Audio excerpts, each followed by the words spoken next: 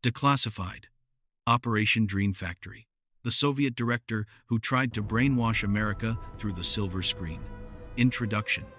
The Trojan horse made of celluloid. Los Angeles, 1978.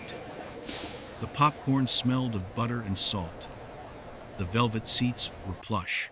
In a test theater in Pasadena, 300 Americans sat in the dark, their eyes glued to the screen, watching the rough cut of a new sci-fi epic titled The Omega Horizon. They thought they were watching a movie about space exploration. They didn't know that for every second of action they saw, their brains were being injected with a virus.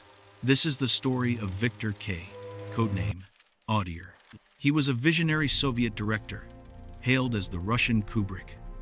During the brief period of détente, the easing of hostilities, he was sent to Hollywood for a historic co-production. The public story, art unites nations. The real story, Viktor was a weapon. His camera didn't just capture light, it captured the subconscious. His editing room wasn't a studio, it was a laboratory. His mission, ordered by the KGB's Department A, Active Measures, was to prove that you didn't need a nuclear missile to destroy America, you just needed a movie ticket. File number 01. The man who sold his soul for a camera.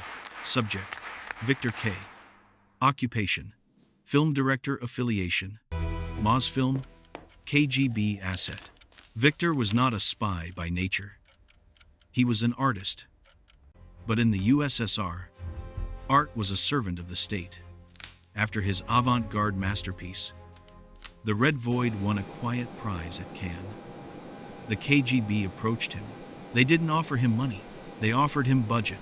They promised him the one thing he couldn't get in Moscow: Hollywood technology. The best lenses, the best sound stages, the biggest stars. In exchange, he had to take a technical advisor with him. The advisor. The man accompanying him was Colonel Yuri. On paper, Yuri was a script consultant. In reality, he was a specialist in psycho-optics. Yuri carried a briefcase that never left his side. Inside was not a script, but a manifesto on the 25th frame effect. The theory: standard film runs at 24 frames per second. The human eye registers these as continuous motion. Soviet scientists believed that if you inserted a 25th frame, a single image flashing for 1/24 of a second, the conscious eye would miss it, but the subconscious mind would absorb it. It was hypnosis at the speed of light. File number 02. Hollywood, USA. The belly of the beast. Viktor arrived in Los Angeles like a conquering king. The American press loved him. He was mysterious, brooding, and smoked unfiltered cigarettes. The studio, a major player struggling with bankruptcy, saw the US-USSR co-production as a marketing goldmine. The movie, The Omega Horizon. It was a space opera. The plot concerned a dying Earth and a coalition of astronauts seeking a new home. It was the perfect vessel. The American plot. Rugged individualism saves the day. The Soviet subtext. The Earth is dying because of capitalism. The new world can only be built through collectivism. The clash. On set, Viktor was a tyrant. He demanded 50 takes of simple scenes. He obsessed over lighting. The American producers thought he was just a perfectionist. They didn't notice that he was framing shots to create specific geometric patterns, visual triggers that Colonel Yuri had designed to induce a state of receptive docility in the audience. File number 03. The editing room, where the poison was mixed. The real operation began in post-production. This was a closed set. No American editors were allowed in the director's cut room. It was just Viktor and Colonel Yuri, surrounded by miles of celluloid. The splicing technique. This was the analog age. There were no computers to hide the edits. Every insertion had to be physical. Using a razor blade and tape, Viktor had to physically cut the film strip and insert the 25th frame. For a 120-minute movie, running at 24 frames per second, there are 172,800 frames. The KGB plan called for a pulse insertion every 3 minutes. The images. What did they insert? It wasn't as crude as a picture of Lenin. It was symbolic association. Scene. The American hero is shouting angrily. Oh, the 25th frame.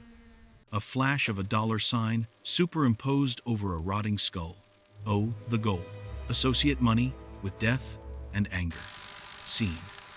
The team works together to fix the ship. Oh, the 25th frame.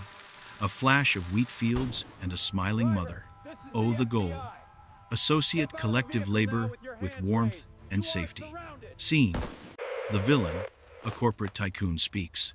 Oh, the 25th frame. A flash of a cockroach. Oh, the goal. Induce physical nausea when authority figures speak. Viktor sat at the Steenbeck editing table, his eyes bleeding from fatigue, splicing in the poison. He began to drink heavily. He wrote in his journal, "I am not making a movie. I am performing a lobotomy on 1 million people at once." File number 04. The test screening. Disaster in Pasadena. The 14th of November 1978. The sneak preview. The studio gathered a demographic cross-section of Americans. They were hooked up to galvanic skin response sensors, common for testing horror movies, to measure excitement. The projection. The movie began. The first 30 minutes were fine. Then, the pulse kicked in. According to the leaked medical reports from that night, the audience didn't react with applause. They reacted with anxiety. Minute 45. People started shifting uncomfortably. Minute 60. A fight broke out in the back row. 2 men started punching each other over a spilled soda. Minute 90. Reports of nausea. 3 people vomited in the aisle. Minute 110. The climax. When the movie ended, there was no cheering. There was a weird, aggressive buzzing noise from the crowd. The feedback cards were nonsensical. I feel dirty. Why is the hero lying? I want to go home and burn my wallet. The malfunction. The 25th frame was too strong. Instead of subtle persuasion, it caused sensory overload. The brain knew something was invading it and reacted with rejection shock. Colonel Yuri was furious. He blamed Viktor's timing. But in the projection booth, a young American projectionist named Dave had noticed something. The film reel was jumping slightly every few minutes. Dave paused the projector while rewinding. He looked at the frame in the gate. He saw it. A single frame of a rotting skull pasted over the hero's face. File number 05. The raid and the flight. Dave called his union rep. The rep called the studio head. The studio head, fearing a prank, called the FBI. By midnight, the studio lot was surrounded. The confrontation. Viktor was in his trailer, packing. He knew the screening had gone wrong. He could feel the shift in the air. Colonel Yuri burst in. "Burn the negative," Yuri commanded. "We leave now. The consulate car is waiting." Viktor looked at the negative, the only copy of his masterpiece. Even if it was poisoned, it was still his art. He grabbed the reels, not to burn them, but to save them. He ran. The chase. What followed was a scene out of the very movies Viktor directed. A chase through the backlots of Hollywood. Viktor, carrying 50 pounds of film cans, sprinting through the Wild West set, then the New York street set. The FBI was coming from the North Gate. The KGB extraction team was coming from the South Gate. Viktor was trapped in the alien planet, set a landscape of red rocks and fake fog. He made a choice. He realized that if the FBI took the film, he would be a criminal. If the KGB took the film, he would be a hero of a war he hated. He opened the cans. He unspooled the film. He took his Zippo lighter. He set fire to the Omega Horizon. Celluloid is highly flammable. The fire was instantaneous and violent. When the FBI agents arrived, they found Viktor sitting on a fake rock, watching his masterpiece turn into black smoke. He looked up at them and smiled. "Cut," he said. File number 06. The Aftermath and the Legend. Viktor K. was deported. He was never charged with a crime because the US government didn't want to admit that a Soviet psyop had almost succeeded in Hollywood. It was too embarrassing. Colonel Yuri disappeared back into the shadows of the Kremlin. The lost film. The Omega Horizon was reshot by an American hack director. It was released in 1979 as a generic B-movie. It flopped. But rumors persist. Some say that not all the reels were burned. Some say that a work print containing the subliminal cuts was stolen by a studio intern before the fire. The cult of the 25th frame. In the underground tape trading circuit of the 1,990 seconds, a grainy VHS tape labeled the K cut would occasionally surface. People who watched it reported strange side effects, headaches, a sudden distaste for consumerism, a vague, unexplainable nostalgia for a country they had never visited. Conclusion: the screen is never blank. The story of the filmmaker is a chilling reminder of the power of the image.